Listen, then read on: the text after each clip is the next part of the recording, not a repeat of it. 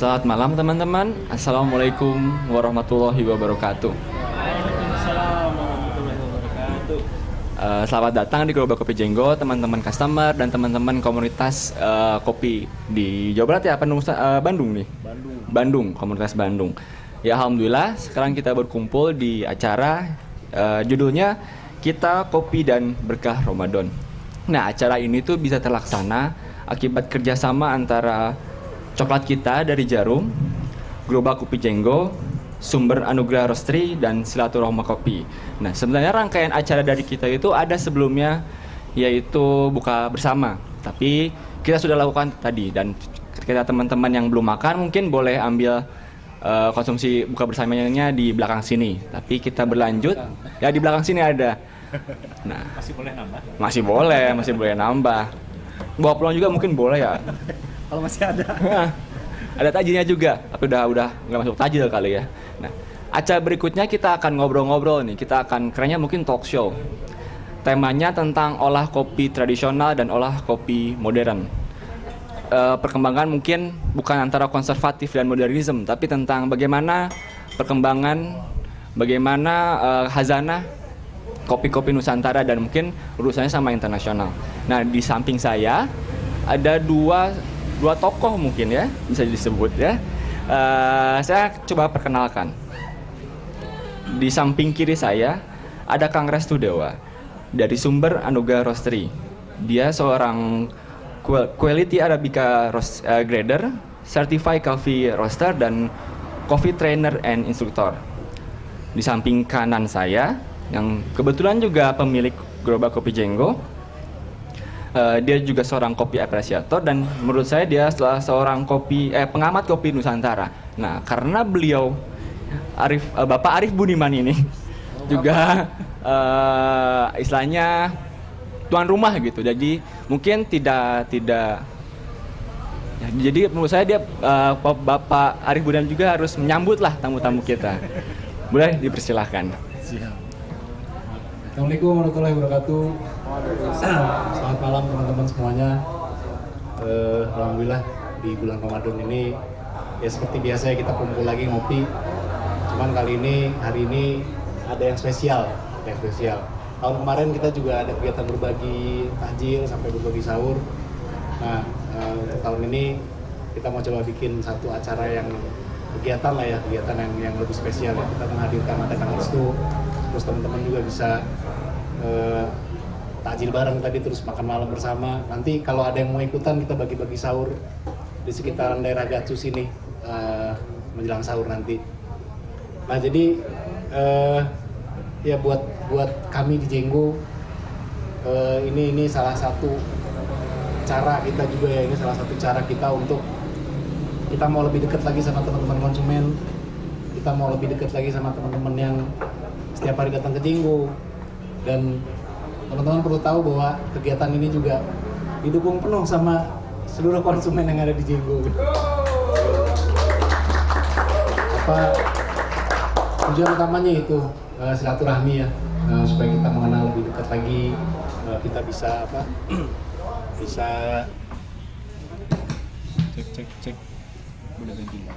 cek itunya, bisa lebih Cek. lebih mati. Nah, Kedengaran suaranya ya?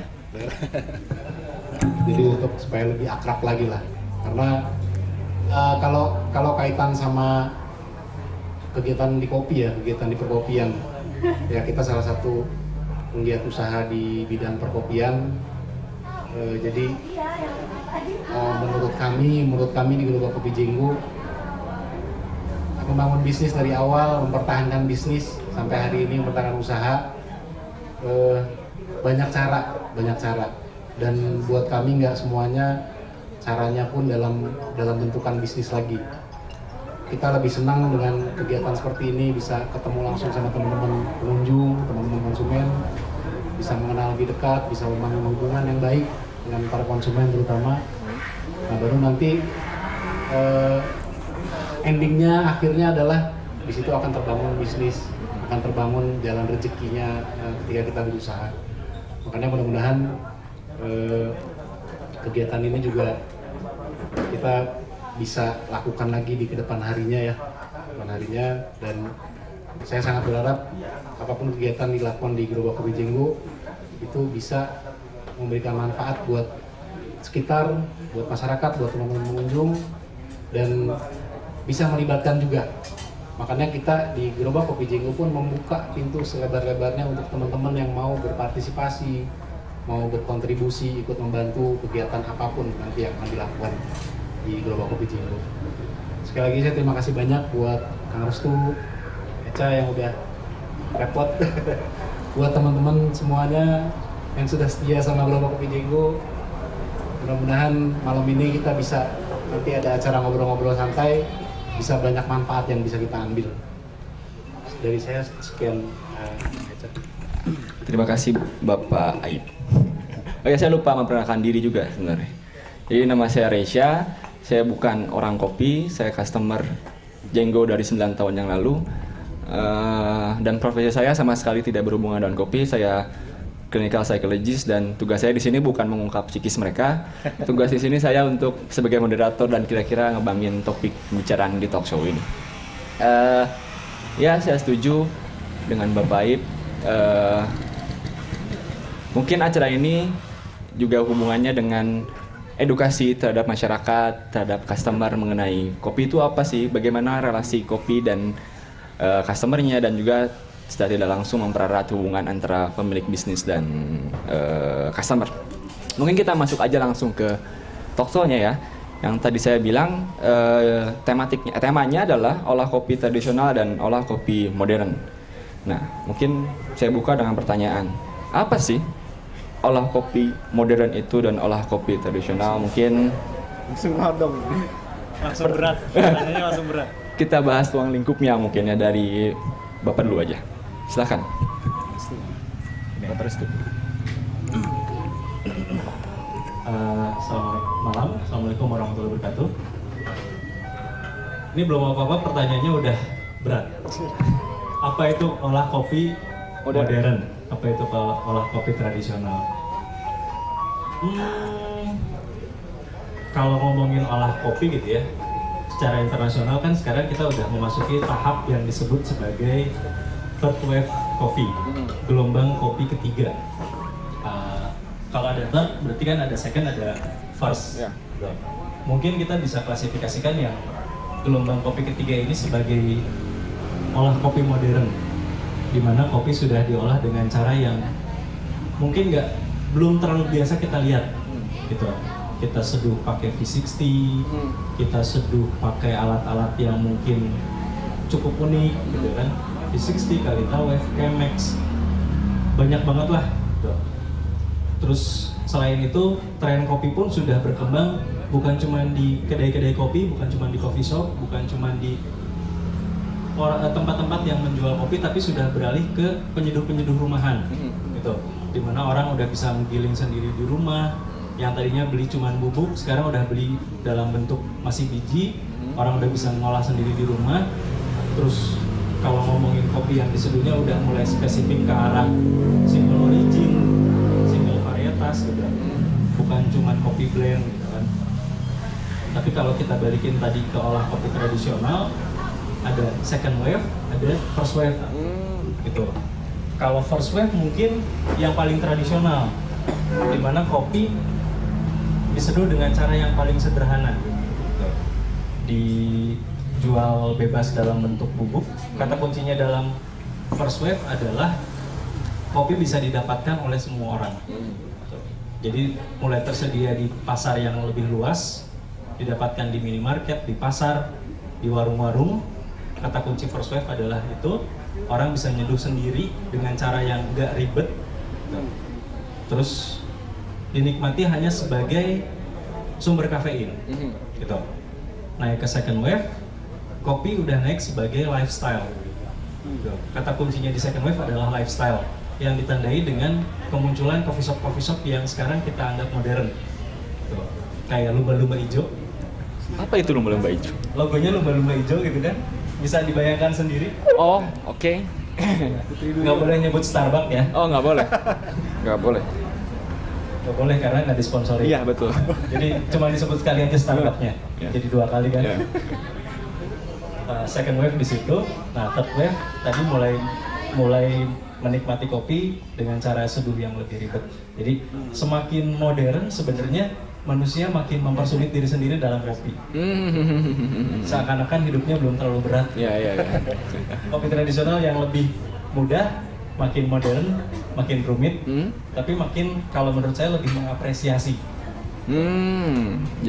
Jadi mungkin di sisi kemudahan, first wave yang paling mudah karena semua orang punya akses terhadap kopi. Yes. Tapi makin kesini, mungkin dari second wave itu mungkin karena industri. Industri betul, industri lifestyle, tarafnya lebih naik, gengsinya meningkat. Oh, ada value tambahan di situ. Betul. Oke. Dari Bapak Arif? Mungkin ke tradisionalnya. Ya. Apa ya? Gimana ya? Ya itu menarik ya. Ada first wave, ada second wave. Sekarang udah masuk ke third wave. Dan saya setuju pada saat first wave tadi gelombang pertama ya bahwa siapapun bisa ngopi dengan mudah dan bisa mendapatkan kopi dengan mudah.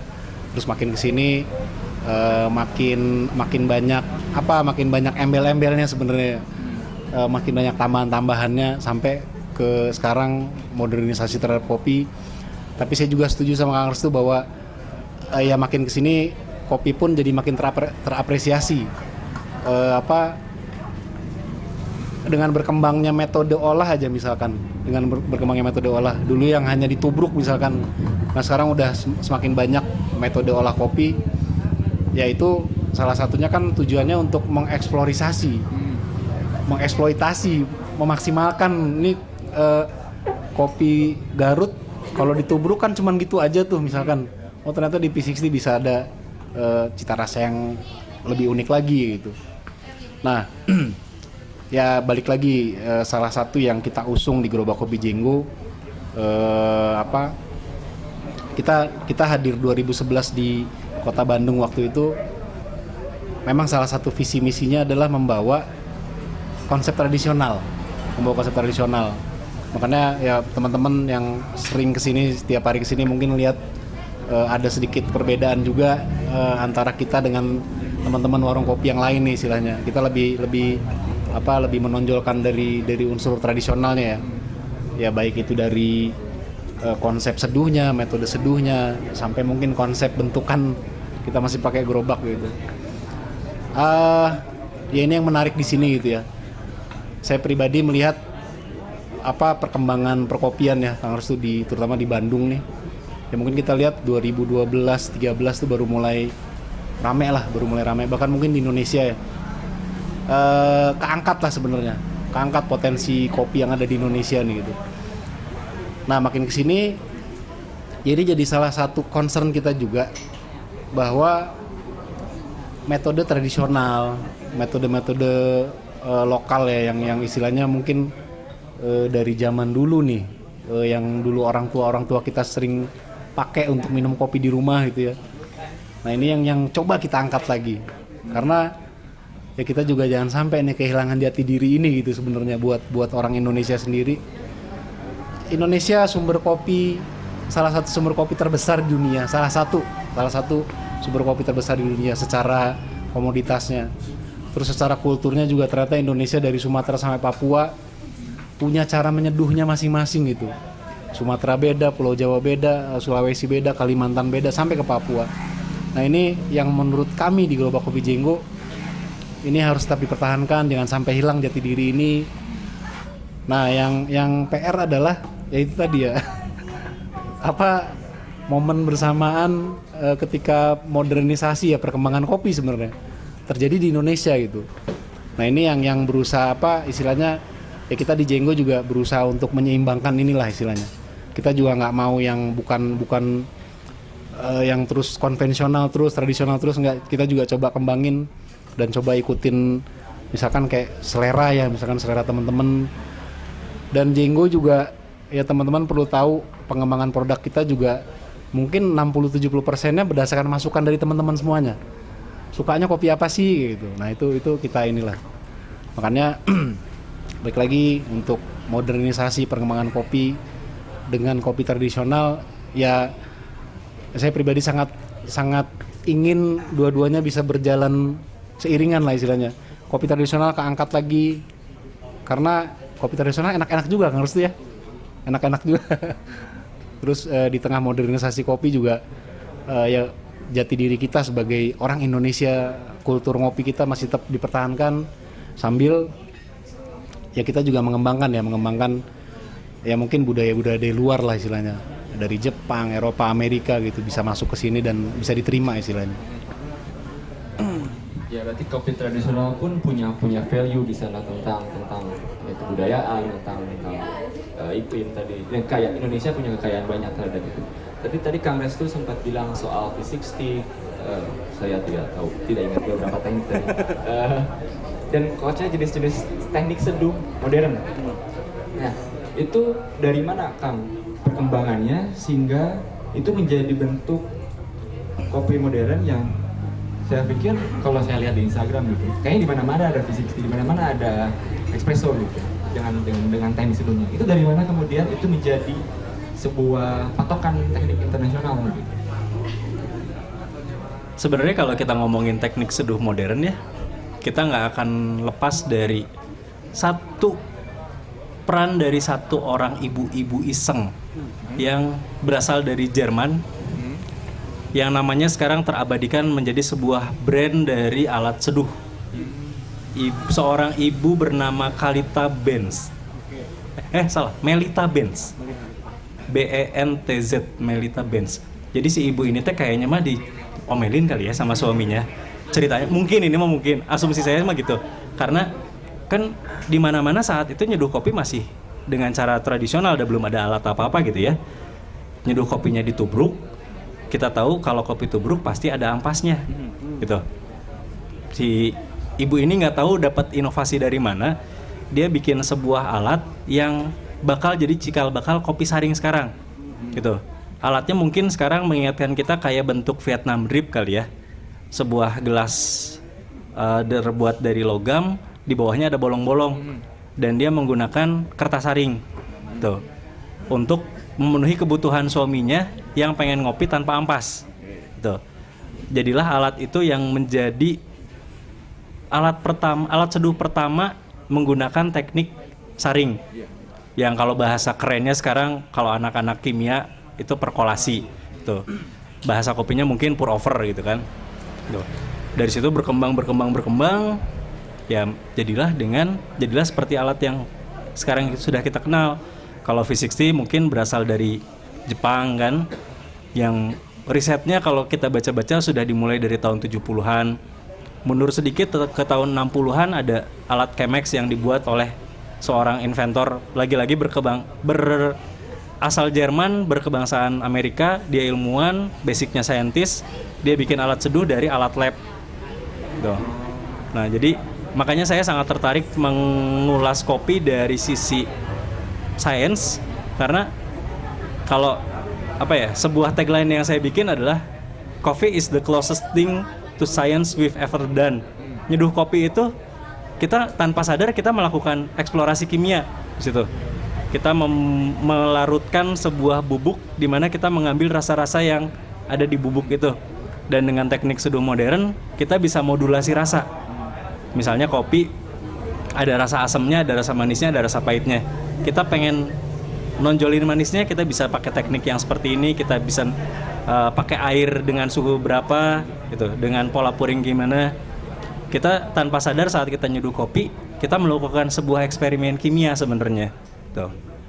Makanya mungkin dengan pola pikir yang sama, cara seduh pour over modern itu jadi berkembang karena sangat menarik.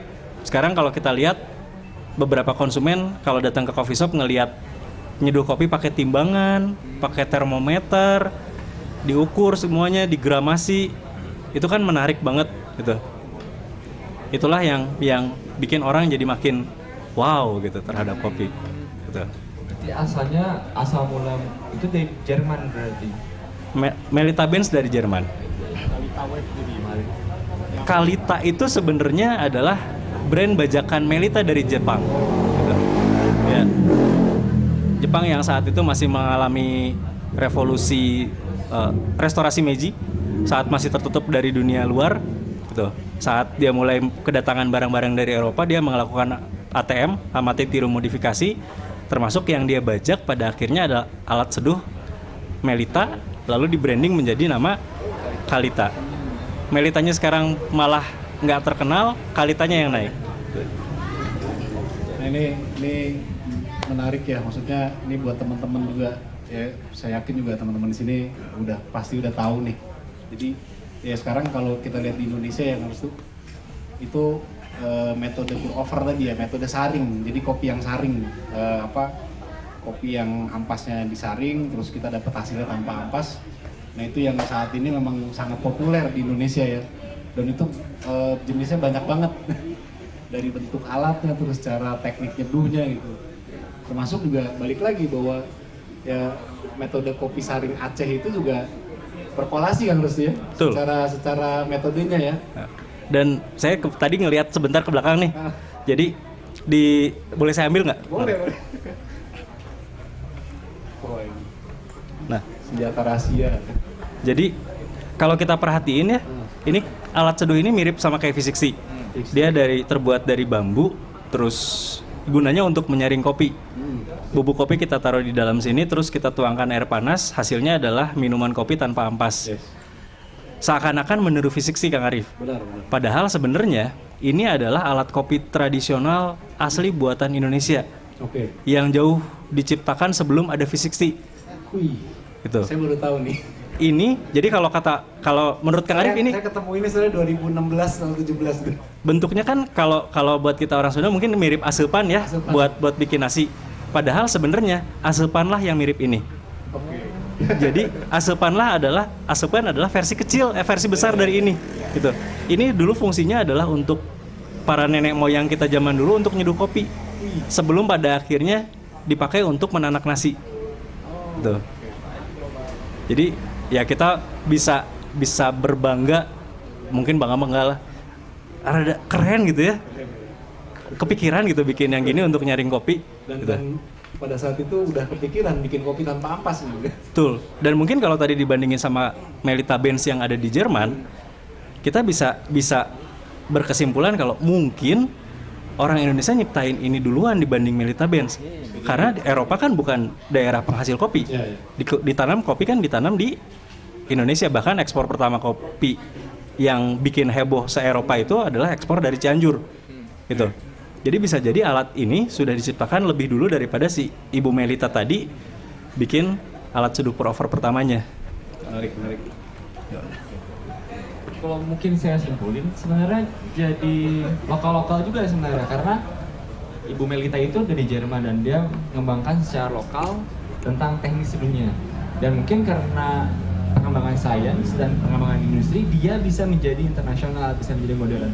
Tapi sebenarnya dari Hazana, ya dari Aceh sampai Papua, kan punya teknik seduh masing-masing gitu. Tapi apa yang membuat itu tidak menjadi modern gitu? Padahal kan sains perihal metode, perihal sains bagaimana kita mengungkap fenomena sosial, fenomena alam dengan metode sains gitu. Dibentuk gitu. Tapi kenapa Indonesia nggak bisa? Kenapa metode tradisional tidak seperti itu kan gitu? Kok berat ya? Kenapa nggak jadi modern? Jujur ini pertanyaannya saya nggak bisa jawab. Kenapa nggak jadi modern? Kenapa pada akhirnya nggak keangkat, nggak terekspos? Faktornya mungkin banyak ya. Mungkin Eca harusnya bisa bantu cariin referensi sejarahnya nih. Gitu. Kenapa nggak terekspos? Tuh. Malah saya pengen cerita lagi. Jadi ini salah satu kisah yang cukup populer di kalangan pengopi Sumatera. Jadi di Sumatera Barat itu sebelum pada akhirnya kopi dikonsumsi dalam bentuk biji, yang dikonsumsi adalah daun, kawa daun, kopi kawa daun gitu. Dan ternyata sebelum bibit kopi dibawa masuk ke Indonesia oleh Belanda gitu untuk ditanam di beberapa daerah di Jawa, itu kopi sudah ada beberapa yang ditanam di daerah Sumatera, khususnya Sumatera Barat, dibawa oleh orang-orang Indonesia yang naik haji. Gitu. Mereka melakukan perjalanan naik haji, terus pulang dari Arab, itu mereka bawa oleh-olehnya bibit. Gitu. Begitu ditanam di daerah Sumatera, kopinya tumbuh, tapi mungkin karena tidak tahu cara pengolahan bijinya, atau mungkin bijinya dimanfaatkan untuk yang lain, yang lebih utama diseduh adalah daunnya. Tuh, si kawa daunnya itu. Pada akhirnya sekarang minuman itu tidak jadi populer, kayaknya kita harus riset bareng-bareng.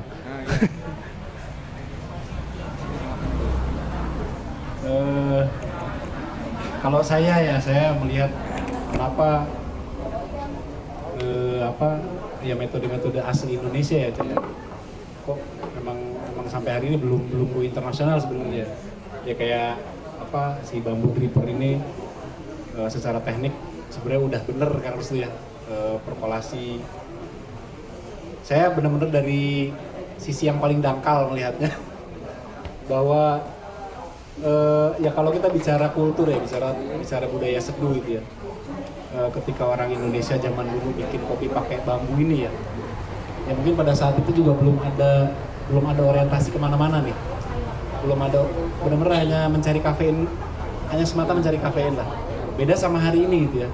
Ini kan teman-teman yang ngopi nggak lagi hanya mencari kafein atau mencari nongkrongnya misalkan, tapi udah mulai mencari kopi Cianjur tuh apa sih rasa yang bisa ditemukannya gitu, rasa uniknya, ada asemnya, ada manis, ada pahit, terus ada aroma buahnya, ada aroma bunga-bungaan gitu. Nah, ya ini sepanjang pengetahuan saya dalam metode bambu dripper, metode tradisional itu secara ininya Kang Resi ya, secara sainsnya, secara teknisnya memang akhirnya tidak bisa diarahkan ke sana kan maksudnya. Akhirnya ya ini pengalaman kita juga ya, pengalaman kita di Jenggo. Teman-teman mungkin banyak juga nih yang suka pesen single origin pakai bambu ini. Jadi benar-benar ya kalau kita lihat secara karakter rasa gitu ya, memang akhirnya ada beberapa karakter rasa yang akhirnya hilang di situ. Ya karena mungkin salah satunya penyebabnya adalah bahan bakunya, materialnya, maksudnya material si drippernya itu. Nah kalau saya ditanya pribadi nih harus ya, suka apa enggak? Saya ngelihatnya sukanya karena ada ciri khasnya itu, ada ciri khasnya. Tapi di satu sisi saya juga melihat, ternyata kopi kuntang yang diseduh pakai bambu dripper nih, ini fruitnya jadi agak hilang gitu. Terus atau misalkan ada aroma bunga-bungaan itu jadi agak hilang memang. Tapi saya senang karena saya dapat satu keunikan lah istilahnya, satu keunikan. Nah mungkin persepsi ini yang istilahnya belum bisa diterima mungkin ya. Belum bisa diterima sama khalayak internasional lah istilahnya. Tapi kalau balik lagi, kalau kita lihat dari sisi kulturnya, dari sisi budayanya, ini sangat menarik. Saya baru tahu tuh cerita dari Kang Lesu bahwa bambu dripper ini udah lama ditemukan ternyata. Saya ketemu bambu dripper ini dikenalin sama teman-teman Plastic Bean Kang Lesu, Kang Megan. Wah saya pikir ini asepan nih, asepan yang diadopsi menjadi dripper gitu kan. Padahal dibalik. Ternyata ada kisah lebih menariknya lagi. Gitu kan. Kalau kata Kang Arif tadi ada karakter yang hilang gitu. Nah, apakah itu menjadi masalah? Kan ada norma tuh mungkin. Nah, ini bagus, ini jelek, ini sedang gitu. Nah itu jadi masalah kah? Pertanyaannya bikin mikir semua. Maaf. Apakah sebuah kopi yang tidak bisa mengeluarkan potensi rasa maksimalnya menjadi masalah? Tergantung siapa yang bilang. Kalau katakanlah kalau kita menghadapi sebuah kompetisi di mana jurinya mengharapkan kopinya dengan taste note yang macam-macam, floral, fruity, faunal, enggak sih kalau faunal ya. Ya, kopi-kopi sekarang kan salah satu yang diangkat, yang di-highlight adalah potensi origin daerah tanam, di mana sebuah daerah tanam dipercaya bisa menghasilkan rasa yang beda dengan daerah lain, dipengaruhi oleh cuaca, keadaan nutrisi dalam tanah, curah hujan dan lain sebagainya. Sebuah varietas bisa mempunyai ciri khas rasa yang beda dibanding yang lain, dan proses pengolahan. Berdasarkan itu kita tentunya mengharapkan ini kopi yang udah diolah harusnya rasanya oke nih. Ada karakter yang memang kita cari. Jadi kopi itu sebuah minuman yang unik. Kalau misalnya kita makan jeruk, kita nggak akan mengharapkan jeruk itu rasanya mangga. Saat misalnya kita makan buah naga, kita nggak pengen buah naga itu rasanya anggur. Tapi kalau kopi, kita malah cari, ada rasa apa sih di kopi ini? Ada rasa jeruknya kah? Ada rasa berinya kah? Ada taste note floralnya kah? Kopi mungkin satu dari beberapa minuman yang diharapkan mempunyai ada tambahan-tambahan rasa seperti itu. Dan tentunya saat rasa itu ternyata tidak muncul, ya mungkin buat sebagian orang menjadi sebuah nilai yang minus. Jadi kalau tadi diseduh menggunakan bambu drip ternyata tidak mengeluarkan potensi rasa yang diharapkan, ya mungkin itu yang jadi salah satu kekurangannya. Jadi yang tadi kalau di awal tentang apresiasi terhadap rasanya itu ya yang menjadi Kita nilai tidak minusnya. bisa mengapresiasi si rasanya secara maksimal. Kalau tadi bilang kalau pour over ya. Pour over itu menjadi populer karena merek dagang Kalita di Jepang itu. Mungkin salah satu faktornya adalah industrinya sebenarnya yang tidak mempopulerkan hal tersebut dari pembisnisnya gitu, dari pembisnisnya, sisi ekonominya yang tidak gitu. Dan tadi ketika bilang ya oke, ini minusnya adalah dari teknik ini adalah rasanya yang kemudian ada nilai minus. Lalu pertanyaannya adalah lalu apa nilai yang kita bisa ambil, nilai positif apa yang kita bisa explore dari khazanah kopi Nusantara kalau gitu. Kira-kira apa yang paling unik kalau diperas di esensnya Indonesia itu apa gitu? Atau mungkin ada keunikan misalnya pohonnya bagaimana atau nilainya bagaimana dari kopi Nusantara? Kalau menurut saya yang paling unik, salah satu yang paling unik dari kopi Nusantara adalah, nggak usah dulu ngomongin Nusantara ya, terlalu luas. Jawa Barat deh. Jawa Barat kita kenal sebagai salah satu daerah penghasil kopi di Indonesia, punya beberapa origin, punya beberapa gunung. Bandung di lingkungku gunung teh, bener gitu ya. Dan di tiap gunung itu punya kopinya masing-masing, yang tidak usah jauh-jauh. Gunung satu dengan gunung lain beda. Satu gunung pun yang satu menghadap matahari terbenam dan satu menghadap matahari terbit, itu rasanya bisa beda. Gitu. Dari situ aja kita sudah bisa membuktikan kalau kekayaan alam Indonesia itu sangat-sangat beragam, itu sangat-sangat keren lah dibandingkan dengan misalnya negara penghasil kopi lain yang terbesar di Indonesia seperti Brazil. Brazil itu bisa dibilang negara penghasil kopi secara industri. Kita kalau misalnya ngomongin kopi Brazil itu bisa dibilang kebalikannya dari kopi Indonesia yang beragam. Sangat-sangat konsisten, sangat-sangat seragam gitu. Plus minus juga sih.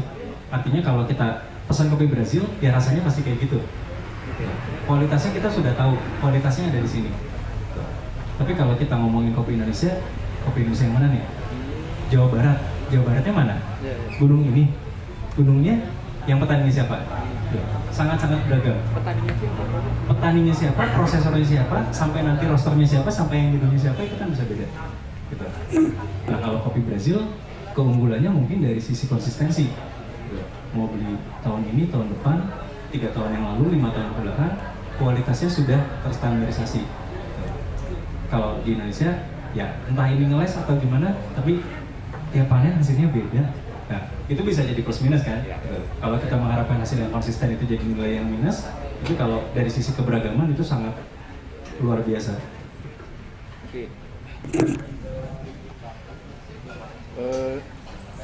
Ya gitu sama. Jadi kalau bicara ya Indonesia ya Jawa Barat deh, Jawa Barat mungkin kalau dari jenis origin Kang Rusti ya, Brazil aja sama Jawa Barat mungkin banyakan Jawa Barat kali ya. Amerika Latin lah, kita bicara Amerika Latin. Brazil ya misalkan, Brazil. Maksudnya secara keberagamannya Jawa Barat jauh lebih banyak. Saya pernah inilah menghayal sebenarnya harus tuh berhitung waktu ya, mempelajari kopi Jawa Barat aja itu mungkin setahun nggak bisa selesai itu. Ngicip aja Cak ya, ngicip, cuman sekedar ngicip. Saya pengen cobain misalkan dari seluruh kabupaten yang ada di Jawa Barat nih misalkan, itu setahun nggak kelar-kelar ya. Karena tadi ya Kang Restu bilang, satu gunung aja sisi barat, sisi timur, sisi utara, selatannya kadang punya rasa yang berbeda juga gitu. Punya varietas yang berbeda, punya rasa yang berbeda gitu. Kalau teknik seduh gimana? Teknik seduh Nusantara itu ada keberagaman ya sih? Apa tubruk semua? Atau rata-rata seperti ini? Teknik seduh Nusantara yang kita tahu memang paling terkenal tubruk. Tubruk ya. Tapi kalau kita ngomongin kayak di Jogja ada kopi jos, di mana kopi bukan diseduh oleh air panas tapi langsung dicemplungkan arang panas. Itu udah jadi satu teknik seduh sendiri. Di Aceh ada kopi yang dipakai Kopi saring. kopi saring, itu udah teknik sendiri juga. Di Belitung, di Manggar, teknik seduhnya mungkin sama seperti di Aceh. Kopi tapi saring dia ya. punya pembeda juga. Gitu. Dengan teko yang biasanya kalau kita lihat kedai-kedai kopi di daerah Belitung itu punya 3 tingkatan tinggi gitu ya. Ya benar. Sedang, tinggi, Ukuran tekonya. Itu semuanya dipakai untuk itu. Setiap daerah punya. Dan nambahin lagi bahwa akhirnya Jenggo nih mengusung konsep kopi saring ya. Kita ambil dari daerah Sulawesi Selatan, dari Makassar. Nah waktu itu saya coba mempelajari. Dulu tuh nggak pengen mempelajari sebenarnya, cuman karena ketagihan. Dulu ada di Makassar tuh ada warung kopi Dotoro namanya. Saya 2008-2009 ngopi di sana, ketagihan. Dan akhirnya sering ngobrol sama si tukang kopinya itu, sama baristanya. Nah mulai di situ akhirnya saya coba pelajarin itu, coba ngulik-ngulik lah istilahnya. Dan di situ saya juga baru paham ternyata Sulawesi itu punya teknik metode yang berbeda, punya standar prosedur masing-masing gitu. Saya ke Padang, kok beda lagi nih gitu. Bahkan Sumatera aja, Padang sama Pekanbaru sama Belitung, Batam itu mereka punya teknik olah yang berbeda-beda walaupun ininya sama ya, sama-sama kopi saring gitu. Mulai dari ukuran teko, terus material si tekonya. Kalau kopi mah udahlah, maksudnya masing-masing itu. Ini dulu yang unik adalah cerita tentang Jenggo. Jadi waktu kita adopsi metode kopi saring Sulawesi ke Bandung, saya sempat pusing berapa bulan itu, nggak selesai itu kepusingan saya tuh. Kok nggak bisa sama kopi yang di Makassar? Karena waktu itu saya cuma ngelihat ininya aja ya, cuma ngelihat dari tingkat kematangan gorengnya, roasting levelnya. Akhirnya kita olah di sini, persis plak kita pakai dengan cara mereka pakai di Makassar itu. Itu berapa bulan saya nggak nemu, sampai akhirnya kita putus asa kan, kok nggak bisa sama gitu. Ternyata sederhana kan, kopinya beda. Cuman di situ doang gitu. Ternyata di Makassar memang kopinya waktu itu yang saya tahu tuh diambil dari daerah Masamba. Si warung kopi Dotoro itu, mereka punya kebun sendiri, memang udah ngolah sendiri itu. Nah ini yang akhirnya ya udah, kita pakai teknik seduhnya, tapi bahan bakunya nih kalau teman-teman tahu ya, semua bahan baku yang kita pakai di Jenggo itu memang saat ini semuanya Jawa Barat. 2011, 12, 13 kita sempat pakai dari Jawa Barat sama Bengkulu Jambi, jadi Jawa Barat sama Sumatera. Tapi 2014 kesini kita udah full pakai Jawa Barat semua. Dan akhirnya kepusingan saya hilang. Saya pasrah akhirnya, ya udah berarti kopi saring Sulawesi yang dibawa ke Bandung yang dipakai sama Jenggo, ya akhirnya pun harus mempunyai karakternya sendiri juga gitu. Ternyata kita nggak bisa ngejiplak persis rasanya waktu itu. Jadi sebenarnya beragam juga ya sebenarnya metode seduhnya gitu. Dan yang saya cukup ngeh adalah kalau di Indonesia itu ada yang sifatnya kolektif banyak langsung. Tapi apakah di modern ada nggak sih langsung banyak? Volume seduh. Volume seduhnya kan langsung kolektif untuk berapa banyak, iya. RT gitu. Kalau di modern dimodernisasi dengan sebuah alat yang namanya batch brewer. Gitu. Konsepnya sama. Kalau mungkin standar penyeduhan kopi untuk internasional sekarang udah pakai teknik perkolasi. Gitu. Jadi kalau teknik seduh itu utamanya ada dua, ada perkolasi, ada imersi. Perkolasi yang tadi sebuah alat yang akhirnya memisahkan antara bubuk kopi dengan hasil seduhan. Gitu. Pour over sama imersi. Imersi adalah teknik perendaman. Gitu. Bahasa kerennya dari kopi tubruk. Gitu. Bahasa kimianya dari tubruk adalah imersi. Yang menjadi standar penyeduhan secara internasional adalah perkolasi. Tekniknya sama seperti ini dengan saringan yang lebih besar, dengan tempat penampungan yang lebih banyak, dan air yang dialirkan secara otomatis. Gitu. Jadi kita tinggal masukin kopinya ke wadah yang sudah disediakan, nanti tinggal pencet tombol, air panasnya ngalir. Mungkin kita nggak sadar, tapi kita mungkin sudah sering nyicipin kopi perkolasi yang batch brew, yang tadi ditanyain sama Eca, di hotel-hotel. Yang biasanya kalau kita di hotel ada wadah stainless tuh gede, kita buka kerannya, keluar kopi, nah itu adalah batch brewer. Orang hotel mana orang hotel tadi?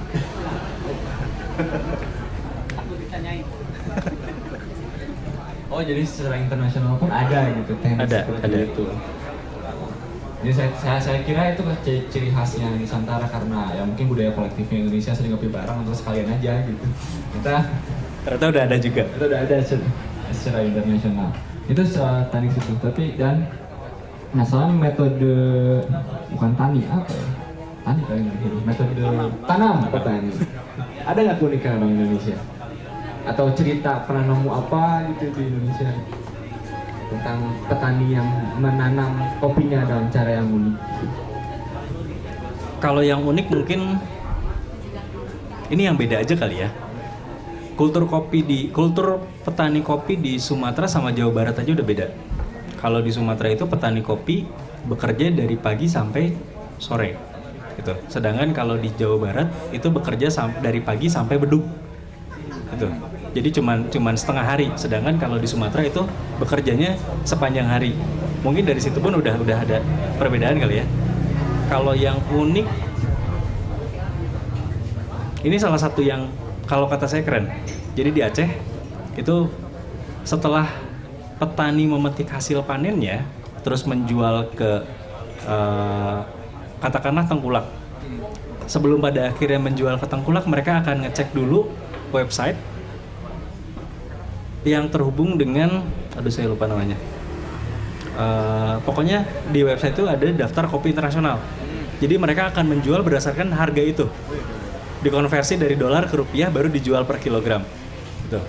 Jadi ternyata ya kita sudah cukup modern loh. Bahkan itu dilakukan oleh hulu di petani gitu. Harganya akan update terus. Gitu. Jadi metik pagi ternyata harga sorenya naik, dijualnya sore. Gitu. Untuk kontrol harga juga. Kontrol harga. Dari kemarin ada cerita kan soal petani Indonesia yang punya keunikan? Sejauh ini sih yang saya tahu ya, salah satu keunikan ya, salah satu cerita unik juga dari teman-teman petani di Indonesia itu di Aceh itu. Jadi mereka ada prosesi itu, harus prosesi mengawinkan pohon kopi gitu. Jadi apa ya, kalau biologi apa sih, dikawinin lah serbuk sarinya apa gitu. Nah cuman teman-teman di Aceh itu melakukan itu dengan sebuah ritual gitu. Itu ada di film Aroma of Heaven, Legacy of Java itu. Maka teman-teman kalau mau nonton di YouTube ada tuh. Itu jadi mereka sampai sejauh itu gitu, sebegitu sakralnya sebenarnya ya petani di Aceh itu. Jadi ketika mau ngawinin pohon kopi cewek sama cowok, mungkin saya nganggapnya itu benar-benar ada hajatannya, ada ritualnya gitu. Kalau dari cara tanam sih saya juga belum terlalu jauh mempelajari sampai ke hulu. Tapi ya itu yang saya perhatiin juga itu budaya tanam di Sumatera sama di Jawa Barat itu udah beda.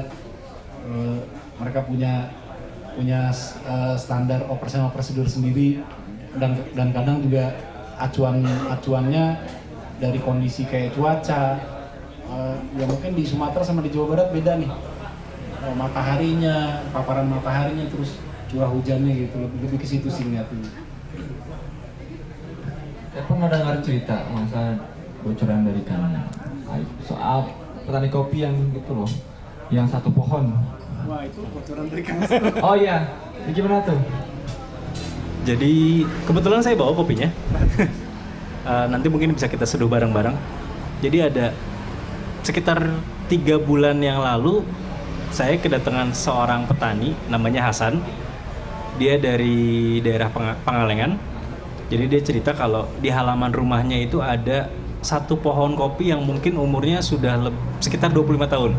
Karena dari kakeknya diwariskan ke ayahnya, lalu sekarang diurus oleh Hasan ini. Dan oleh Hasan ini tadinya pohon kopinya yang tidak terawat, akhirnya dia coba untuk rawat. Tuh. Setelah dirawat, pohon kopi yang cukup tua, tadinya tidak produktif, akhirnya mulai berbuah lagi. Tuh. Untuk panen yang sekarang itu Hasan coba bawa ke saya, itu kita cuma dapat sekitar 3 kg green bean. Jadi sekitar mungkin cherry-nya kalau hitung-hitungan kasarnya adalah dikali 5, sekitar 15 kg cherry kopi. Tuh. Sebuah jumlah yang cukup keren untuk kopi yang umurnya udah segitu. 15 kg cherry itu udah wah banyak banget. Tuh. Jadi ini udah upgrade, bukan lagi single origin. Single origin itu kan dari satu daerah, dari satu desa. Upgrade dari single varietas karena pasti satu pohon. Ini single tree, gitu, satu pohon, cuman satu pohon. Dan yang uniknya, biasanya kan kalau satu varietas itu dia punya bentuknya seragam, gitu. Kalau panjang ya panjang semua, kalau bulat ya bulat semua. Di pohonnya Hasan ini dalam satu varietas, dalam satu pohon itu biji kopinya macam-macam bentuknya. Ada yang panjang, ada yang lonjong, ada yang bulat, ada yang agak kotak, gitu. Penyebabnya kenapa kita juga belum tahu, gitu. Apakah karena ini sebenarnya udah kawin silang dengan pohon-pohon yang dulu pernah ada terus tinggal dia nih sendirian yang masih bertahan gitu, atau karena ada sebab lain kita belum tahu. Tapi setelah di roasting hasilnya keren sih. Nah, ntar teman-teman yang penasaran pengen nyobain kopi yang dihasilkan hanya dari satu pohon aja, pohonnya udah sekitar 25 tahun diurus turun-temurun, Kang Restu bawa nih. Kang Restu bawa hasil olahannya digoreng di Sumber Anugerah Lestari. Di tangan Kang Restu sendiri yang ngegorengnya juga. Yeah. Nanti kita cobain, ini menarik. Kemarin saya udah nyobain unik lah. Saya kalau nyobain kopi kadang menilainya dari 2 sisi, dua perspektif. Saya sebagai pengen nikmatin kopi yang agak serius, sama saya kadang juga memposisikan diri sebagai peminum kopi yang umum aja deh, yang nggak nyari istilahnya nggak orientasinya nggak terlalu banyak lah, pengen ngopi enak aja pokoknya, apalagi buat ngerokok misalkan kasih gula gitu. Nah ini yang kemarin saya cobain, yang single tree ini, itu dua-duanya saya seneng aja. Dari sisi pengopi serius oke, dan itu kopi digulain juga enak kan. Nanti kita cobain, kita kapin bareng-bareng. Jadi ada keunikannya, tapi kan pohon tua tuh. Pohon tua. Tapi si kualitas dari itunya? Ya saya awalnya pesimis, skeptis gitu. Masa sih pohon tua? Karena ya kalau secara sisi pertanian gitu ya, semakin tua tanaman kan sudah tidak produktif. Tuh. Usia produktif kopi itu sekitar 10-15 tahun. Kalau udah 25 tahun ya kalau udah buahnya sedikit, hasil panennya kualitas berkurang udah wajar. Udah perlu regenerasi tanaman. Awalnya ya biasa-biasa aja lah. Tapi setelah lihat beans-nya, bentuknya, aroma green bean-nya, tuh. Apalagi Hasan dia merawat tanamannya dengan keren, tuh. Sortasinya bagus, pengolahannya juga bagus. Ya, kopi ini punya potensi. Awalnya saya cuma mikir gitu, oh ini ada potensi nih untuk ke arah oke. Tadinya cuma oke. Setelah di roasting, saya bagi 2, saya pisahin jadi 2 profile roasting. Sengaja saya bedakan karena pengen tahu nih karakternya kalau dibedain jadi gimana sih gitu. Ternyata saya dapat range rasa yang jauh. Spektrum rasanya sangat-sangat bisa dibilang bertolak belakang gitu. Ada yang nanti cobain aja sebelum saya cerita. Maksudnya boleh mulai diproses ya? Boleh dong. Ada yang A, ada yang B. eksklusif gitu ya jadinya. Eksklusif sekali. Betul. Sangat-sangat eksklusif. Ini saya sengaja kemas dalam kemasan vakum biar ya satu memperpanjang masa simpan gitu. Terus yang kedua memudahkan orang buat sekali nyeduh ya tinggal sobek satu tanpa akhirnya mengurangi shelf life dari kopi-kopi yang lain.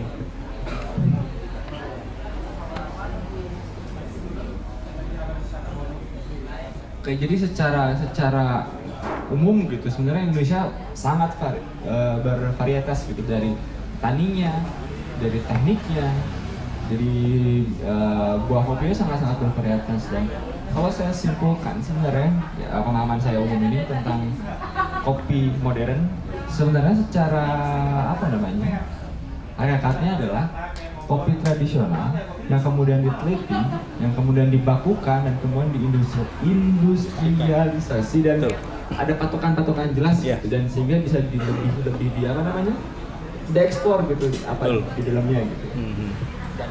Tentunya dengan potensi Indonesia pun punya potensi untuk Banyak banget potensinya. Tuh. Mulai dari hulu sampai ke hilir potensinya banyak. ke arah sana. Saya nunggu Bang Arif dulu. Malah meninggalkan tempat.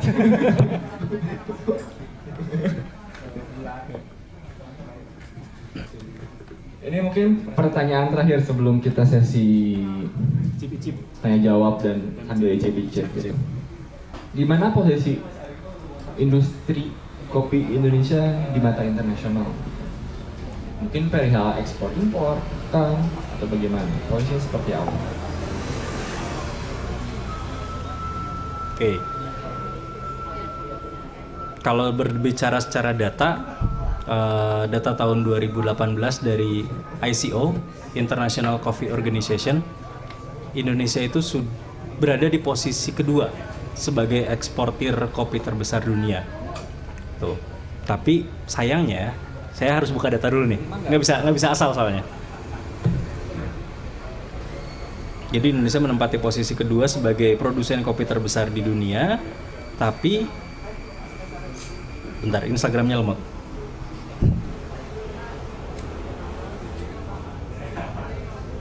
Nomor 2 ya. Nomor 2. 2018 Mas.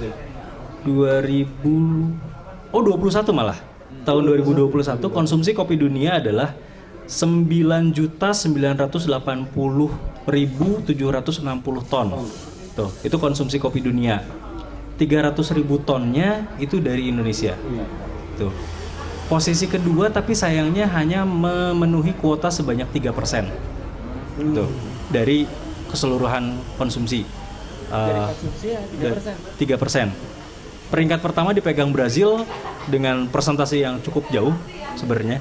Karena ya Brazil sudah mengindustrialisasikan perkebunan kopinya gitu. Jadi dia bisa menghasilkan kopi-kopi yang ya kopinya lebih banyak secara kuantitas, secara kualitas dia lebih konsisten karena tadi yang proses standar operating prosedurnya udah baku gitu.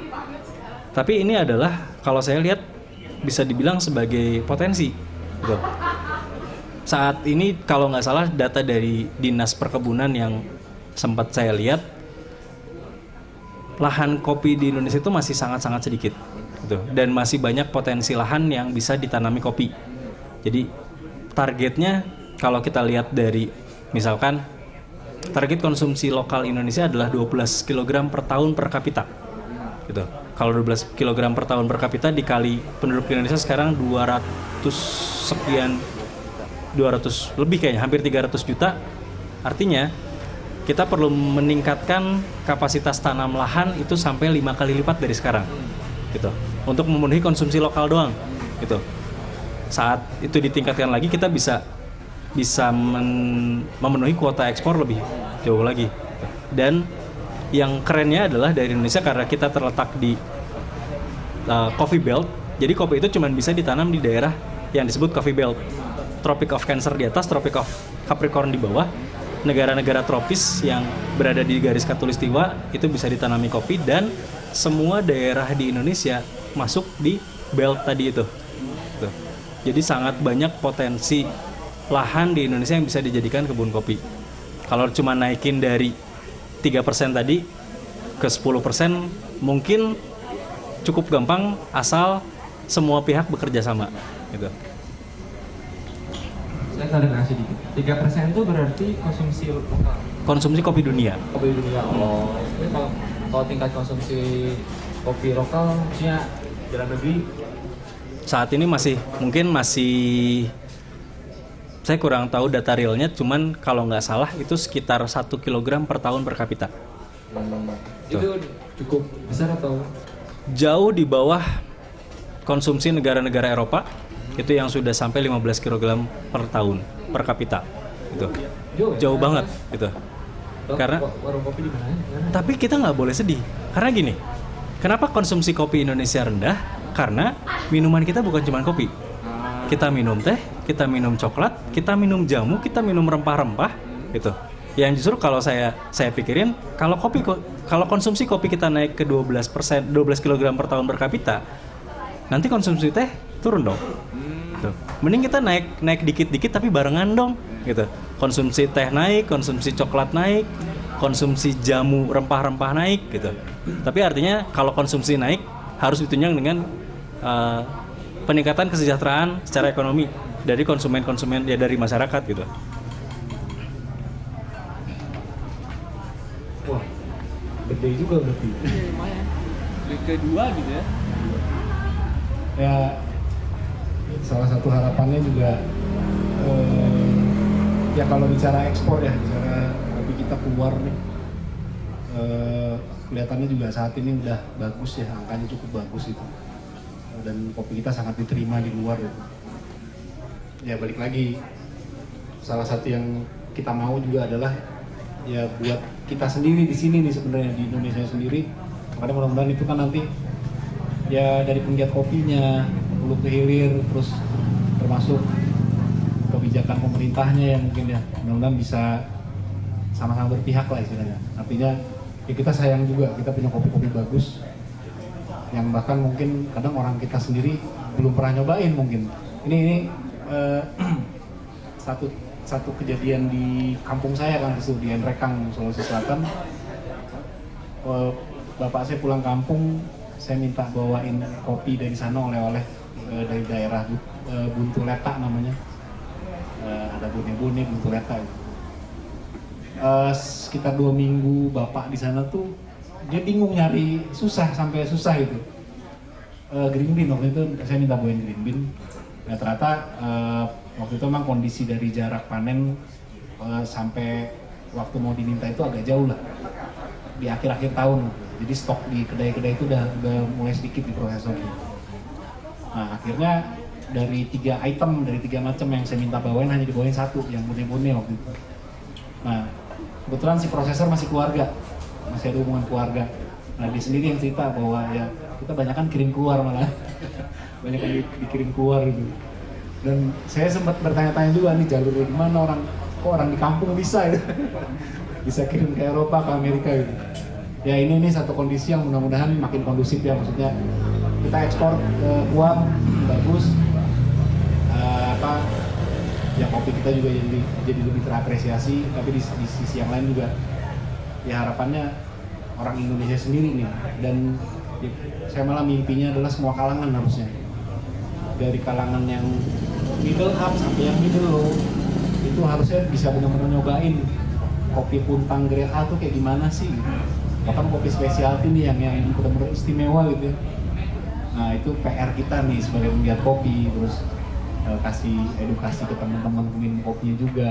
Mudah-mudahan juga dari pemerintah juga ada inilah ya, ada tindakan ke sana bahwa ya kalau kita bicara ngomong kopi kan Indonesia nih, ya kondisi ini harus benar-benar diperhatiin sebenarnya gitu. Tapi ini mas, sorry Kang Arif, Ya. saya sedikit menentang. Saya tidak setuju dengan pernyataan kopi specialty untuk semua orang. Oke.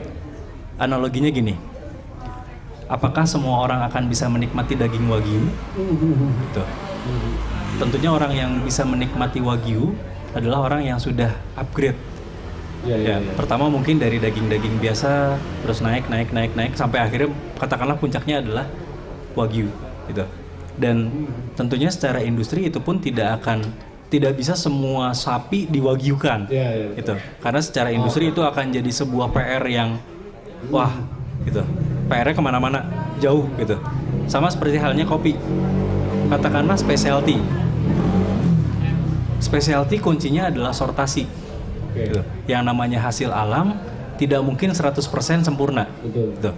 Specialty adalah kopi-kopi yang sudah disortir dari katakan dari 1 ton hasil panen, tidak mungkin 1 tonnya semuanya jadi specialty. Hitungan Pilih.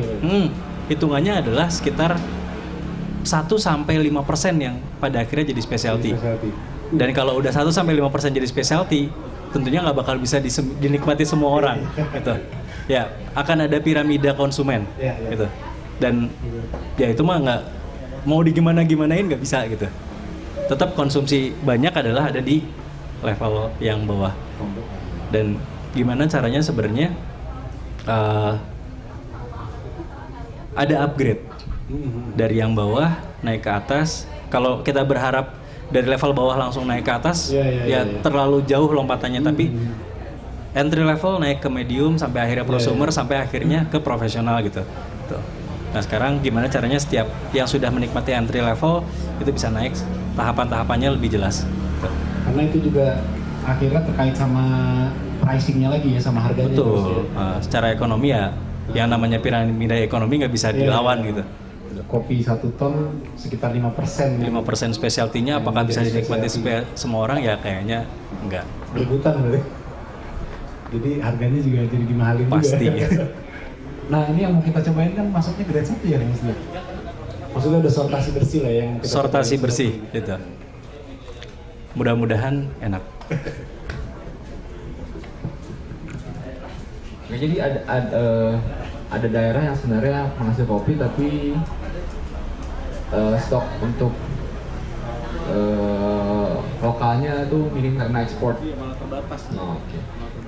Ini statement nakut-nakutin aja sebenarnya. Tapi mungkin itu juga ya mungkin terjadi di daerah itu aja mungkin ya. Tadi dan di skala kecil lah maksudnya.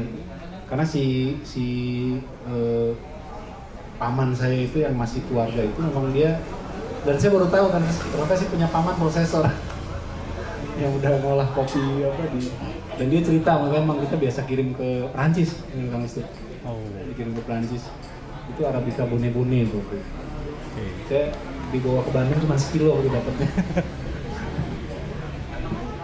Pas ngasih statement yang mungkin saya baca dari jurnal apalah namanya itu, saya lupa. Cuman ada kekhawatiran dari penulis jurnal itu adalah bahwa ketika kita fokus pada ekspor benda-benda bagus keluar, sehingga stok di dalam negeri itu tinggal bukan stok barang komoditas yang terbaik gitu. Sedangkan khawatirnya permintaan pasar makin tinggi, akhirnya kita impor. Khawatirnya dari situ adalah produk lokal tidak bisa bersaing dengan produk impor yang produk yang diimpor itu gitu. Analoginya seperti ya ada ibu-ibu masak di rumahnya tapi yang makanan enak keluarin tapi anak-anak di sana cuma makan nasi sisa gitu.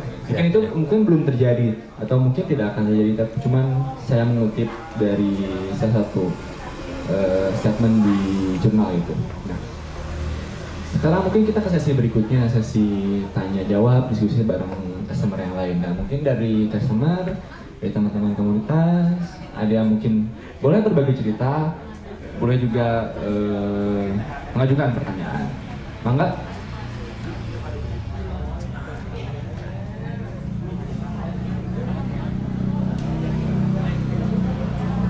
Sambil nunggu seduhannya coba.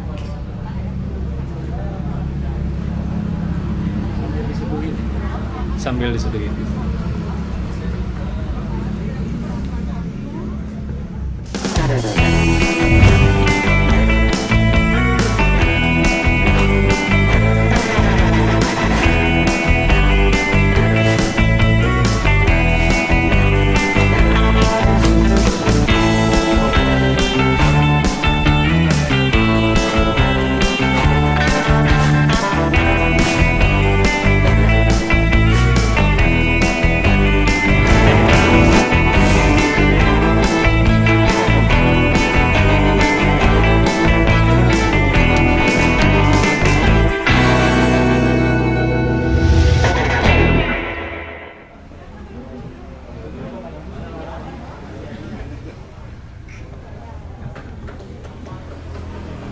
Kalau dari produk nih ya, kalau dari produk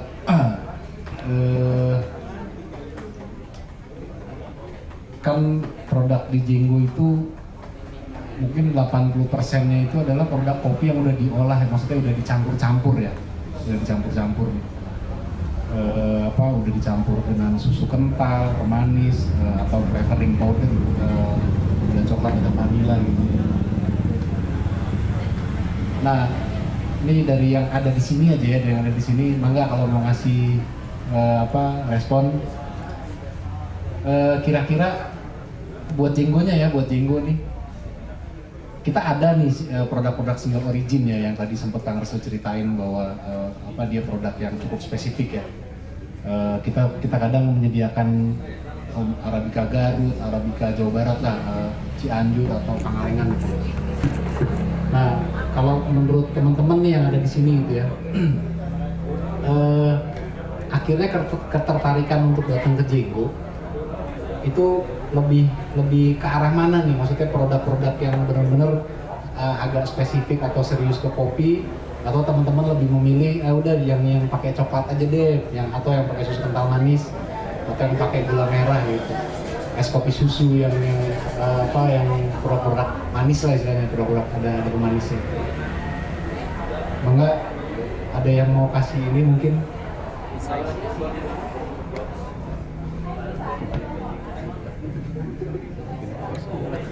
Mungkin teman-teman di belakang yang customer tiap harinya ada masukan, ada insight.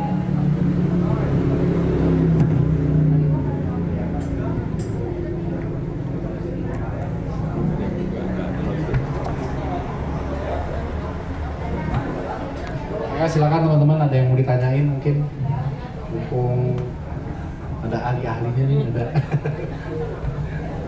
Nih sambil sebentar lagi kita seduhin salah satu olahannya dari Kang Restu di Sumber Anugerah Roastery. Terus ini juga kopi yang tadi diceritain, hanya ada satu pohon. Berarti panennya juga ya setahun cuma segini Kang Restu ya? Ya, cuma ada 15 kg cherry. Cuma ada 15 kg cherry, diolah jadi green bean jadi 3 kilo, kurang malah. Di roasting jadi susut kurang lebih sekitar 15%. Jadi sekitar cuma ada 1,2 kg roasted bean. Saya bawa sekitar sekarang 150 gram berarti. Kalau ini udah habis, ya tunggu tahun depan. Kalau pohonnya masih hidup. Mudah-mudahan masih sih. Kemarin juga dengar bocoran katanya sebelum selesai produksi mau udah sold out duluan ya. Ya ini Ternyata ada bonus ya. Sengaja dibawain ke sini buat Jenggo.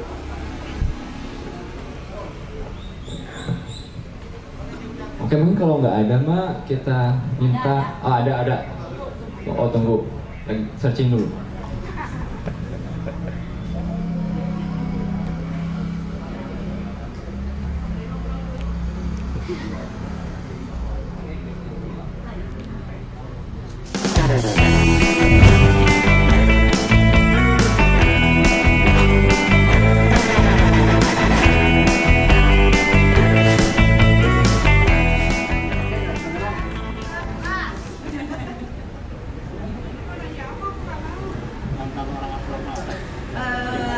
Halo Om Aib.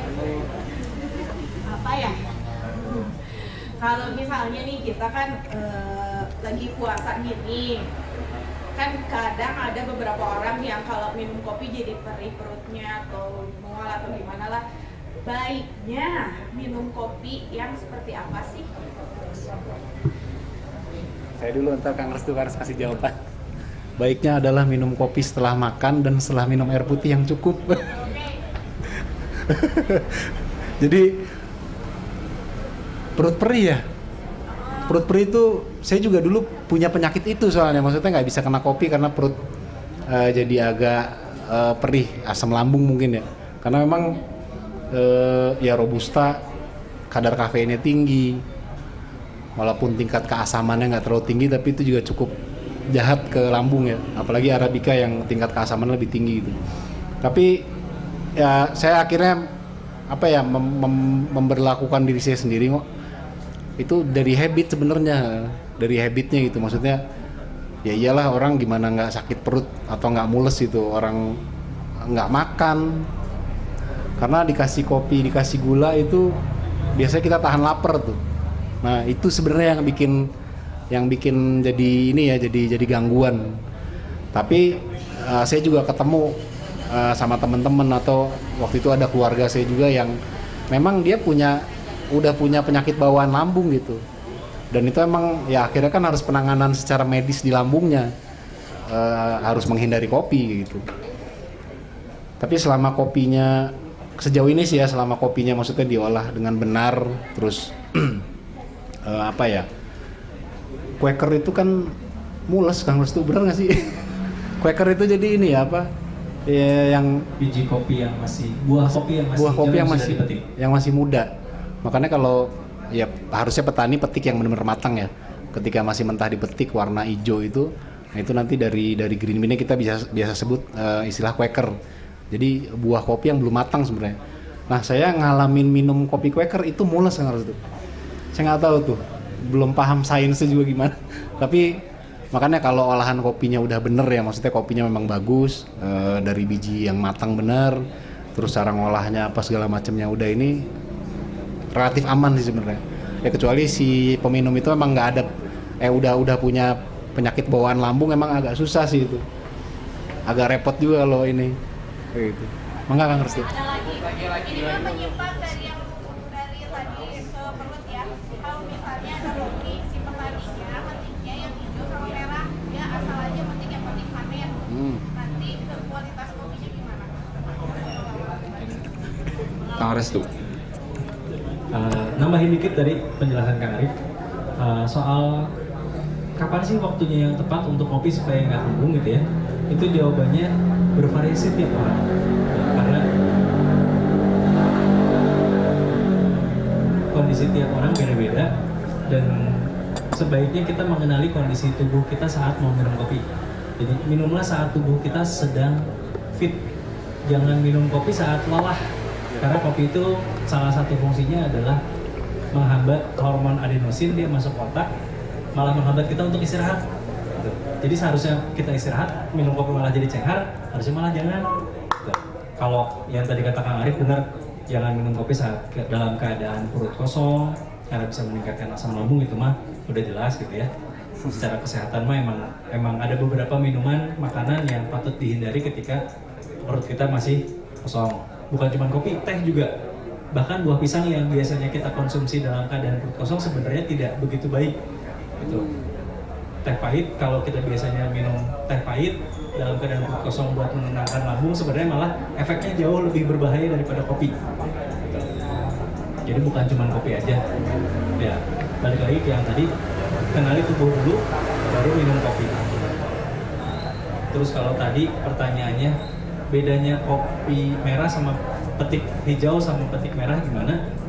Ini mah cerita salah satu petani dari, ya petani ini juga, Hasan. Dia cerita kalau kopi buahnya masih hijau sudah dipetik, biasanya pohonnya bakalan pundung gitu. Jadi di spot yang sama, di batang, panen berikutnya tidak akan berbuah gitu. Jadi malah akan merugikan si petaninya sendiri sebenarnya kalau dia dipetik dalam keadaan masih hijau. Kalau sudah merah kan si batangnya akan sudah mengering, nutrisi yang tersalurkan ke pohon, ke buahnya juga kan udah berhenti gitu. Emang udah waktunya dipetik, dia akan lebih mudah untuk copot dibanding keadaan masih hijau, dipetik dia luka. Luka itulah yang bikin si pohon kopi tahun depan saat panen malah nggak berbuah, nggak berbunga lagi gitu. Jadi secara berat dia tidak terlalu berat karena kandungan nutrisinya belum masuk semua. Secara rasa nggak oke, bahkan kata Kang Arif tadi ada efek kembungnya. Secara sustainability, keberlangsungan si pohon kopi nggak bagus juga gitu. Jadi ya sebaiknya memang dipetik merah, cuma tetap dibutuhkan edukasi ke bagian hulu sama petani. Oh iya.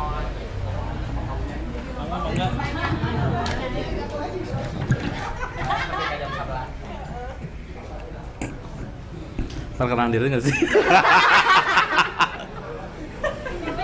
Motivasi ikut asal. Kenapa? Motivasi ikut asal. Iya apa ya? Dan Kang kan di kopi tuh di kopi ya bahasa Sunda, kopi itu banyak kafeinnya tinggi kan? Ada nggak sih kopi yang kafeinnya rendah gitu? Banyakin airnya. Terima kasih. Kopi yang kafeinnya rendah, kopi kita kenal ada Arabica, ada Robusta. Secara alami, Arabica itu punya kandungan kafein lebih rendah daripada Robusta, hingga sepertiganya. Gitu. Jadi kandungan kafein di Arabica itu jauh lebih rendah daripada Robusta. Terus kalau itu kita ngomongin dari jenis kopinya ya. Sekarang ada lagi dari teknik pengolahannya, ada kopi-kopi yang disebut decaf. Memang si kadar kafeinnya sengaja dikurangi gitu. Itu ada beberapa metode untuk ngilangin kafein dalam kopi. Salah satunya Swiss water. Jadi kopinya direndam dalam air bertekanan tinggi sampai si kafeinnya keluar. Tuh. Mungkin di Indonesia masih jarang, kecuali di kedai-kedai besar yang nggak boleh disebut namanya tadi, ya. Itu udah bisa dicoba di sana. Kopi decaf. Sama sebenarnya kalau memang kita mau menikmati kopi yang kafeinnya lebih rendah, bisa request dari cara seduh, gitu. Dengan suhu air yang tidak terlalu tinggi, dengan grind size yang tidak terlalu halus, kita bisa menghasilkan hasil seduhan yang kadar kafeinnya berkurang. Gitu. Tapi ya tetap aja kalau yang diseduhnya Robusta, kafeinnya lebih juga. Gitu. Mas mau tanya, kalau kopi bagus nggak buat diet sama orang yang lagi hamil? Kopi itu bagus banget buat diet, bisa menurunkan berat badan sampai 10 kg. Wow. Dengan syarat seminggu minum kopi, nggak makan nasi. Nggak makan apa-apa, minum aja kopi terus ya. Bukan diet tapi diet. Kopi buat diet oke, tapi ada beberapa syaratnya. Gitu. Yang lebih bagus sebenarnya kopi dipakai sebagai pairing untuk olahraga. Beberapa saat sebelum kita melakukan aktivitas fisik, kita bisa konsumsi kopi dengan catatan tidak ada tambahan kalorinya. Jadi bukan cuma tanpa gula ya, karena susu pun kan berkalori. Gitu. Jadi cuma kopi hitam, katakanlah sekitar setengah jam sebelum kita beraktivitas fisik, bukan cuma olahraga, dan itu akan bisa membantu tubuh membakar lemak lebih banyak. Kalau ibu yang lagi hamil? Ibu yang lagi hamil bisa konsultasi ke dokter karena saya bukan dokter kandungan.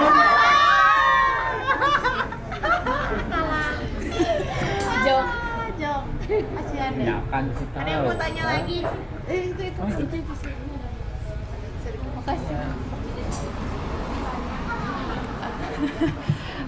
Punten. Pertanyaan untuk Kang Restu sama Kang Aib aja sih. Sedikit cerita, pernah nyobain kopi Aceh, kemudian kopi Riau dan kopi Jambi dari Gunung Kerinci ya kalau nggak salah. Itu memang punya karakteristik yang sangat berbeda gitu. Dan saya seduhnya dengan cara yang sama, yaitu dengan cara tubruk sih di rumah aja, secara apa ya, biasa sederhana aja gitu. Kemudian yang saya rasakan adalah ya memang setiap kopi memiliki rasa yang berbeda dan aromanya yang keluar juga berbeda gitu setelah diseduh. Dan saya ingat kata teman saya itu kalau diseduh itu jangan sampai airnya mendidih banget, katanya malah jadi menggosongkan bubuk kopinya itu sendiri gitu. Jadi sebenarnya sih pertanyaan saya bukan kesana sih sebenarnya, cuman pernah sharing aja kalau memang kopi Indonesia tuh beda-beda banget, bahkan itu di satu pulau yang sama bisa sangat berbeda. Dan wangi yang kopi Gayo itu yang paling saya suka sih, dia wanginya sampai seruangan penuh gitu rasanya. Dan karakteristik rasanya juga asem-asem, pokoknya saya lebih suka Gayo sih, lebih secara personal saya lebih suka Gayo. Tapi yang saya heran adalah ketika saya ke Jambi tuh saya ditanya, kakak lebih suka yang Paman, merek Paman atau merek AA gitu kalau nggak salah. Karena saya belinya di toko oleh-oleh aja gitu sebetulnya. Terus saya bilang apa bedanya? Iya bedanya di sini kandungan jagung yang dicampur ke dalam kopinya itu berbeda. Nah saya tuh bingung, loh kok ada jagungnya gitu. Itu tuh fungsi jagung itu untuk menambah rasa kah atau hanya untuk menambah neto sih apa berat bersih sih kopinya atau bagaimana gitu supaya fungsi jagung di campuran kopi atau sebetulnya harusnya nggak ada aja sih gitu. Gimana ya? Terima kasih. Ini baru saya tadi obrolin sama Kang Arif sama Aca. Gitu. Jadi kebetulan 2 bulan yang lalu saya sempat main ke Belitung, sempat mampir ke beberapa kedai kopi di sana. Ada sebuah, jadi Belitung kebagi 2, ada Belitung Timur, ada Belitung Barat. Di Manggar, saya lupa Manggar itu Belitung Timur atau Belitung Barat, mungkin bisa dibantu googling ya. Karena IPS saya ya seadanya gitu. Oh, Belitung Timur, Manggar. Jadi di Manggar itu setiap kedai kopinya punya ciri khas masing-masing. Ada kedai kopi yang cita rasanya mirip sama kacang kedelai, ada yang mirip ketan, ada yang mirip jagung, ada yang mirip kacang hijau. Dan semuanya saya bisa bilang enak. Gitu. Saya sempat ngobrol-ngobrol, kenapa sih ini dicampur gitu ya? Apakah buat nambah neto atau emang cari ciri khas rasa? Yang perlu diketahui sebenarnya adalah kopi masuk ke Indonesia belakangan dibanding komoditas-komoditas pangan yang lain. Jadi sebenarnya di Indonesia sebelum pada akhirnya kopi dikonsumsi sebagai minuman, bahan-bahan ini sudah dikonsumsi duluan sebagai minuman. Betul. Jadi kalau kita kenal energen dari biji-biji padi-padian gitu ya, di Indonesia pun mengenal minuman-minuman seperti itu. Saat kopi masuk, kopi ditambahkan ke minuman itu. Jadi bukan minuman bahan itu yang ditambahkan ke kopi, tapi kopi yang ditambahkan. Gitu. Bukan untuk menambah neto kopinya, tapi untuk melengkapi si rasa minuman sereal-sereal tadi. Gitu. Sempat saya iseng, saya akhirnya nyangrai kacang hijau dicampur dengan kopi dan rasanya mirip sama kopi yang ada di Manggar. Kalau kita berimajinasi rasanya kayak energen, bisa sedikit dikunyah dan ada cita rasa bubur kacang hijau, tinggal ditambahin jahe aja sama roti dicelup. Enak. Pesan hiji. Iya Kang, saya juga pernah dengar kopi wine, kopi anggur merah itu di Aceh juga ada, kok nggak salah kayak gitu. Itu juga sama ya, mungkin memang dicampur-campur untuk menambah cita rasa gitu. Nah kalau kopi wine itu sebenarnya ini bisa kita bahas dari dua sudut pandang. Sudut pandang kebetulan kalau saya basic mungkin nggak boleh sombong ya, tapi bakal sombong sih. Boleh atau enggak? Jadi kalau menurut standar internasional, dunia perkopian internasional itu kopi wine adalah kopi yang dianggap sebagai kopi cacat. Karena penjemuran kopinya melebihi kaidah waktu yang ditentukan untuk menghasilkan cita rasa yang mirip seperti anggur, sedikit alkoholik gitu. Dari aroma, dari rasa sedikit seperti anggur. Kenapa itu dianggap sebagai sebuah cacat rasa? Karena disertai dengan rasa anggur tersebut akan muncul sebuah bakteri namanya mycotoxin yang berbahaya buat tubuh, bisa berpotensi untuk memperbesar kanker sel batang otak. Makanya dianggap sebagai cacat rasa. Gitu. Tapi dari sisi industri, kenapa kopi wine itu ada? Karena bisa dibilang curah cahaya matahari di Indonesia ini tidak stabil. Kadang-kadang panas metrang, tiba-tiba bisa hujan langsung. Gitu. Kalau misalnya petani dipaksakan untuk mengeringkan kopi dalam waktu yang sudah ditentukan, belum tentu dapat gitu. Jadi kopi wine itu bisa dibilang kopi cacat yang pada akhirnya udah lebar ya kalau cacat dibuang mah. Gitu. Oke lah kita coba olah, gitu ya. Kita coba olah, ternyata mendapatkan cita rasa yang unik. Gitu. Apakah pada akhirnya tidak boleh mengkonsumsi kopi wine? Ya, itu mah tergantung ke kitanya masing-masing. Toh, kita juga mudut dan makan micin dan sehat-sehat aja terus kapan. Ya itu kembali lagi ke masing-masing. Dan saya sih mikirnya gini, selama kita tidak mengkonsumsi apapun secara berlebihan, yaitu masih bisa kita kontrol gitu. Kalau secara industri sih, secara internasional sudah dinyatakan kopi wine itu tidak masuk ke kopi yang bagus karena punya potensi kesehatan yang mengganggu. Gitu. Kabar gembiranya adalah beberapa petani di Jawa Barat sudah bisa memproduksi cita rasa kopi wine tanpa disertai masalah itu. Jadi direkayasa secara processing, dikasih ragi dan bakteri-bakteri yang lebih baik seperti Yakult, kan? Bakteri baik yang kalau dikocok jadi jahat. Nggak nyambung ya juga. Itu kan Yakult bakteri baik, kalau dikocok nanti jadi jahat. Jadi pusing. Gimana?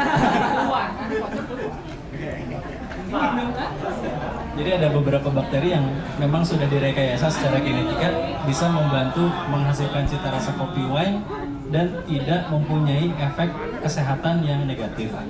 Itu. Tapi kalau berbicara secara internasional tetap dianggap sebagai negatif, gitu. Karena yang digeneralisir, gitu Mbak. Gitu. Makasih Kang. Sama-sama. Ceritanya sama. Ini teman-teman, saya udah seduhin dua macam nih, dua olahan dari kopi yang single cream tadi ya. Ini nanti coba teman-teman nyobain, dibedain dari profile roasting ya Kang Restu ya. Ya. Yang B itu lebih Nggak usah disebut dulu. oh, bisa. Harus Oke. dicobain dulu. Ini ada dua macam ya, ada dua macam. Kopinya sama, pohonnya sama, cuman dua olahan roasting aja. Olahan gorengnya dibedakan jadi dua. Nah ini yang satu sengaja saya penyokin gelasnya nih.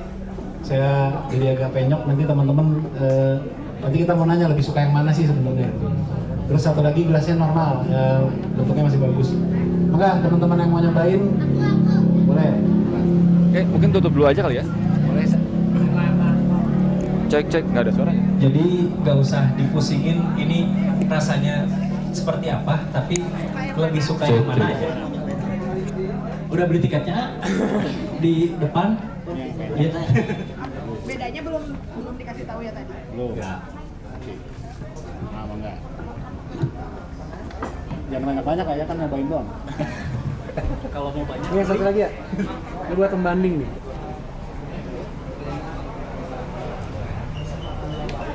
Ayo, lagi siapa? Ya. Siapa lagi mau? Siapa lagi? Ayo. Ini bawa sini. Ini. Wah, wasan. Ini yang penyok. Ini yang nggak penyok. Wah, ntar nanti rahasia, masih rahasia. Secret. Go.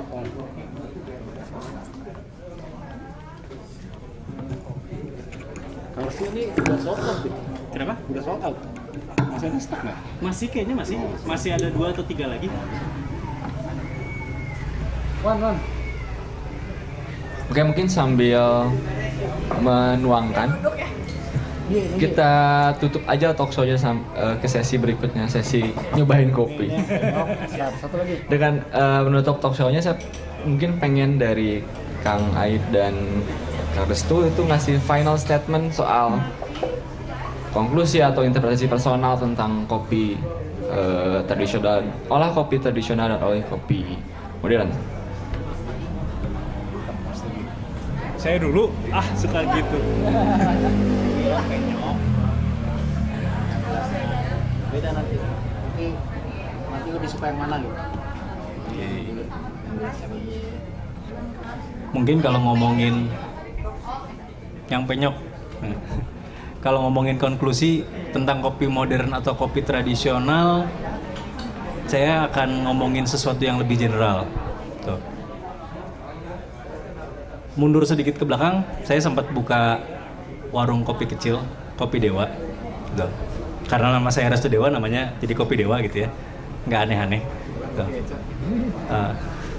Jadi saat ngebangun Kopi Dewa itu saya mulai berkenalan dengan teman-teman dari hulu, tengah sampai ke hilir, dan akhirnya mendapatkan sebuah benang merah yang bisa dituangkan menjadi sebuah pernyataan simpel. Kopi adalah anugerah bagi umat manusia. Gitu. Jadi bisa dibilang semuanya bermanfaat, semuanya dapat manfaatnya, semuanya bisa mendapatkan sesuatu dari kopi. Kopi adalah minuman penuh berkah bagi umat manusia. Luar biasa. Dari Kang Aib. Ya, jadi ya salah satu kegiatan ini kita adakan, terus ada acara ngobrol-ngobrol tentang kopinya nih secara umum. Ya harapannya adalah ini baik dari kopi dari kacamata modern, kopi dari kacamata tradisionalnya gitu ya. Ya kita mau bahwa semuanya harus terangkat memberikan manfaat tadi. Kita sebagai salah satu negara penghasil kopi terbesar di dunia, apresiasi terhadap kopi kita juga bisa maksimal, baik itu orang dari luar maupun dari orang kita sendiri, dari orang Indonesia sendiri. Makanya yang besar harapan kami itu teman-teman yang ada di Indonesia itu benar-benar bisa maksimal lah. Kita punya komoditas ini, kita bisa memanfaatkan komoditas ini, bisa dapat manfaat, bisa dapat rezekinya dari ya mungkin menyambung Kang Resa juga dari bahwa ini adalah anugerah, sebuah anugerah buat Indonesia, dan ya harusnya juga jadi anugerah buat semua yang ada di seisinya nih Indonesia, termasuk warga masyarakatnya gitu. Makanya ya kita di Tinggo tetap berusaha untuk istilahnya pertahankan kegiatan kopi dari sisi kultur, dari sisi tradisionalnya. Kita juga, makanya teman-teman di Jenggo nih yang suka pada ngopi di sini, mangga kita nggak cuma jualan kopi, tapi kita juga bisa jualan cerita. Kalau mau tanya-tanya, mau ngobrol-ngobrol, diskusi ringan tentang kopi, mangga setidaknya kita juga bisa memberikan informasi umum lah ke teman-teman semuanya. Harapannya itu mudah-mudahan kopi Indonesia makin terapresiasi, baik itu dari mulai dalam negeri sendiri ataupun di luar negeri. Dan kalau dari sisi kultur, budayanya segala macamnya, ya kita juga berharap bahwa ini tidak hilang yang namanya budaya kopi di Indonesia itu, mulai dari teknik seduh, hasil olahan tanamnya, hasil bahan bakunya seperti itu. Itu paling. Oke, terima kasih final statement dari bapak-bapak yang ahli dari kopi. Mungkin saya sedikit saja final statement dari saya dari orang awam.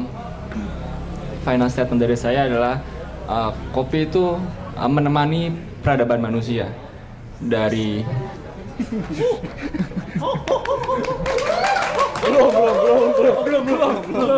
belum. Kopi itu menemani peradaban manusia dari segala lini, dari politik atau itu dari zaman kolonial, dari sosial kita tahu itu tempat kita berdiskusi, dari industri kita tahu berapa orang yang kemudian dapat meraup pundi-pundi uang dari sana gitu. Dan sangat-sangat disayangkan ketika lini-lini itu kemudian tereduksi dan hanya sebagai komoditas yang hanya difungsikan sebagai jual beli. Banyak value yang kita bisa angkat dari sebiji kopi gitu. Sebagai psikolog, saya ngasih statement kayak gini.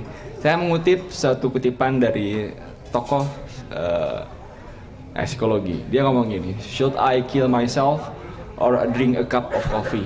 Ketika kalian mungkin merasa rendah sampai akhir titik merasa ingin mengakhiri hidup, mungkin solusinya adalah kopi. Dalam arti ajak teman, ada kita ngopi, kita obrolin apa yang membuatmu ingin mengakhiri hidup. Mungkin semoga bermanfaat talk show-nya. Mohon maaf jika ada salah-salah kata. Wassalamualaikum warahmatullahi wabarakatuh.